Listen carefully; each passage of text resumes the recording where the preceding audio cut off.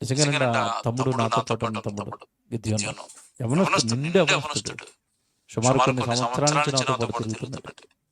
ఎక్కడ ఏ లోపాలు, ఎవడో చిల్లర పనులు, చిల్లర మాటలు మాట్లాడటం, చిల్లర చేష్టలు చేయటం, ఏవి ఆ కుర్రోడిలో కనపడవండి. చాలా ఒబీడియంట్‌గా చక్కగా దేవుడి పని, వాక్యము, ప్రసంగము, పని, ప్రయాణము ఇది తప్ప రెండో థాట్ ఉండదు ఆ కుర్రోడిలో. రెండో ఆలోచనలుండవు. చెడు ఆలోచనలుండవు.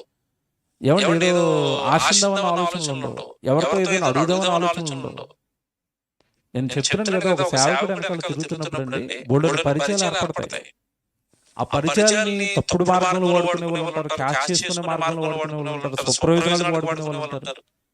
ఈ సేవలో పరిచయంలో ఏర్పడుతున్న ఆ సత్సంబంధాలను బట్టి, ఆ పరిచయాలను బట్టి అవేవి అతనిలోకి రానివ్వడు. హృదయాన్ని దేవుడు వాక్యంతో కాచుకుంటున్నాడు. ఎప్పుడు దేవుడి పని, ఎప్పుడు దేవుడి పని, ఎప్పుడు దేవుడి కోసం ఆలోచించాలి, ఎప్పుడు దేవుడి కోసం ఏదో చేయాలి. రాత్రులు నిద్రపోని రాత్రులు ఉంటాయండి వాళ్ళ జీవితంలో. ఎడిటింగ్ చేసేవాళ్ళంటే చాలా మంది తెలియలేదు. పోస్టర్ చేద్దాం అంటారు అంతే. దానికి 3 గంటలు పడుతుంది, 4 గంటలు పడుతుంది. ఎవరికి తెలియదు అది. పోస్టర్ చేయండి అంటారు అంతే ఫోన్ చేసి. కొంచెం అప్డేట్ చేశారంటే వాళ్ళ మీద విసుకునే వాళ్ళు ఉంటారు, కంప్లైంట్ ఇచ్చే వాళ్ళు ఉంటారు, ఏమైనా అరిచే వాళ్ళు ఉంటారు.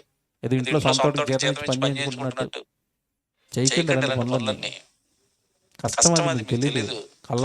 కల్లారా చూస్తాను కనుక నాకు తెలుసు. కూర్చుని చేసి నడుము లాగేసి పడుకుని ఎలక్ట్రగా పడుకుని పొట్ట ముందు తలగడేసి చేస్తాడు ఎడిటింగ్. నడుము లాగేసి 4 గంటలు 5 గంటలు కూర్చోలేక.